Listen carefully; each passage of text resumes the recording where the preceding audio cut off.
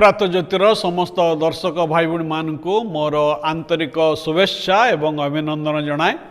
ईश्वरंकर धन्यवाद हो जे कार्यक्रम द्वारा माने स्वल्प समय मध्य ईश्वर वाक्यर किसी गुरुत्वपूर्ण विषय व्यावहारिक विषय आपण निकट उपस्थापन करने आमने प्रयास करुच्छू। आदि कार्यक्रम द्वारा आप लाभवान होती उपकार पाँच दयाकोरी आम सहित जोगाजोग करूँ एवं आपणकर बंधु मान ए लिंक को शेयर करूँ जेपरी से ईश्वर आशीर्वादर अंश हो पारे। तेबे आज आमने जो प्रसंग रे आलोचना करिबा ता एक गुरुत्वपूर्ण प्रसंग से प्रसंगर शीर्षक होची केउ सब विषय आज परिवार को भांगी पकाउची परिवार को नष्ट करुची। व्हाट ब्रेक्स द फैमिलीज आज परिवार को कौ समस्त विषय भांगी पकाए।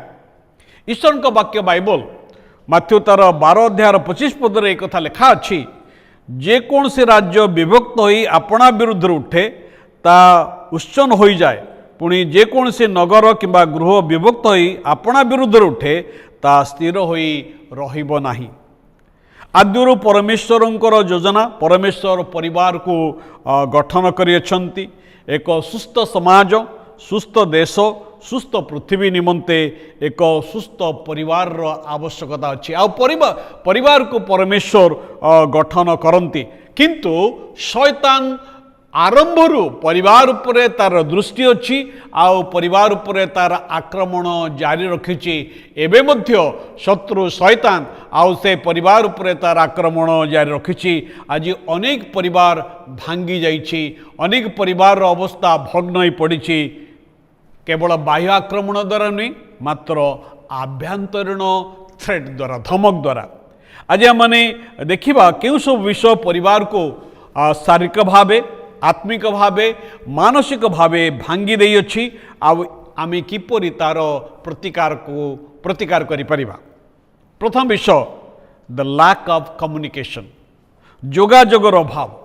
हितोपदेश तार 18 अध्याय 21 पद लिखा अछि मरण और जीवन जिह्वार अधीन। परिवार जितेबाला नीरवता रुहे ता चित्कार ठारू अधिक उच्च शब्द करे जेतेबेले स्वामी स्त्री परस्पर सहित कथबार्ता हुअन्ते नहीं पितामाता समान पिलामान कथा शुणुते नहीं परिवार रे विभाजन आरंभ होता है। जोगाजोग कथबार्ता केवल वार्तालाप नुहे मात्र परस्पर को बुझिबा परस्पर कथा शुणिबा एवं परस्पर को प्रेम को प्रकाश करिबा। जेतेबेले आमे ताहा करू सेतेबेले प्रकृत जोगाजोग ही थाए। सेतपई जोगाजोगर गोटे गुरुत्वपूर्ण विषय होची द बॉडी लैंग्वेज आमानकर बॉडी लैंग्वेज कौन कहूची। आदि पुस्तक तार 27 अध्याय गोटे घटना वर्णित होईची गोटे परिवार कथा लिखा अछि इसाक एवं रेबिकार कथा। आउ सेमानकर दुई पुओ एशो एवं याकूब सेमान कथा लिखा अछि। रेबिका आउ से कौन करुछंती ना गुप्त योजना करुछंती आउ तार जोगाजोगर भाव रे आउ से परिवार रे प्रतारणा विभाजन एवं अनेक वर्षर प्रेम स्नेहच्युत घटनार शिकार समाने दी भाई होइचंती। तेणु जोगाजोगर गुरुत्व रही। द्वितीय रे क्षमाहीनता एवं तिक्तता। आज आपण देखंतु जेकोसी परिवार रे ये क्षमाहीनता एवं तिक्ततार मूल कि प्रकार भाव में वृद्धि पाउछि। परिवार भांगी जाए जितेबले लोक माने परस्पर विरुद्ध रे क्रोध को समाने धरि रखती एवं क्षमा देवा को अग्राह्य करती। ए तिक्ततार मूल धीरे धीरे वृद्धि पाई थाए एवं यह संपर्क को गभीर भाव में नष्ट करिथाए। केतक समय लोक माने अन्य मान ठारू अपोलोजी अपेक्षा करिथांती मात्र ता ही न था जार परिणाम स्वरूप गृह भांगी जाई थाए। तेणु आज गोटे विषय माने शिक्षा करवा ता होची जे मु दुखित आई एम सॉरी एवं मते क्षमा कर फॉरगिव मी।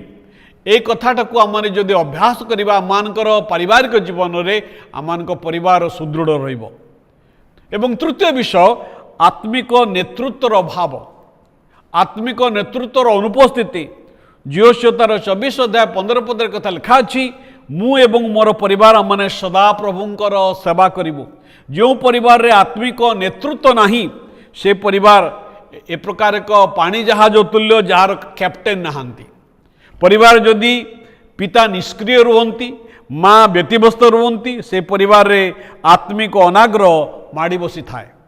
जेतेबेले परिवार कई जणे बाइबल पाठ करे नहीं, प्रार्थना करे नहीं, पारिवारिक उपासना करे नहीं, से परिवार प्रभु को ठारो घुंची जाई थांती। से परिवार रे शैतान कार्य करिबा अति सहज विषय अटे। एवं चतुर्थ रे अविश्वस्तता एवं अनैतिकता। अविश्वस्तता एवं अनैतिकता एब्री तार 13 अध्याय 4 पदरे कथा लिखा अछि, विवाह समस्त मध्य आदरणीय हो ओ तार सज्जा सूची थाओ। विश्वास निर्भर को बेविचार भांगी दिए, हृदय को आघात दिए, क्षति दे थाए। एपरिकी पिलामान को मध्य से क्षतिर सम्मुखीन होगा पड़ी थाए, परिवार को नष्ट करी थाए। गुप्त संपर्क, अश्लील चित्र एवं अनैतिक विवाह बहिर्भूत संपर्क जहाँ परिवार को नष्ट कर दे। ईश्वर को दृष्टि घृण्य अटे। ईश्वर को दृष्टि अनैतिकता इमोरालिटी अत्यंत घृण्य विषय अटे। भाई भाई माने ए अनैतिकता इमोरालिटी यह शज्यारू आरंभ हुए ना, मात्र प्रथम ताहा मनरू आरंभ हुए, या मनरू आरंभ होता है। तेणु आमମାନଙ୍କର मनକୁ, आमମାନଙ୍କର चिंताକୁ, आमମାନଙ୍କର भावनाକୁ जाग्रत रखिबाकू पड़िबो। आमनको ताकू गार्ड करिवार आवश्यकता अछि। सेतପାଇଁ प्रभु आज आमनको चाहती जेपरि आमनकर परिवार को आमे केबे मध्य भांगिबको देबाने। प्रभुଙ୍କ वाक्य लिखा अछि जे जेबे सदा प्रभु गृह निर्माण न करती निर्माणकारी माने व्यर्थरे परिश्रम करती। जेबे सदा प्रभु नगर रक्षा न करती प्रहरी केवल वृथारे जाग्रत हुए। आज आमମାନଙ୍କର परिवार को प्रभु से जगंतु, आम परिवार को प्रभु गठन करंतु, जेपरि आमने ख्रीष्ट जीशुଙ୍କ रूपरे दिन प्रतिदिन बुद्धि पाइबा। प्रभु आम समस्त को आशीर्वाद करंतु।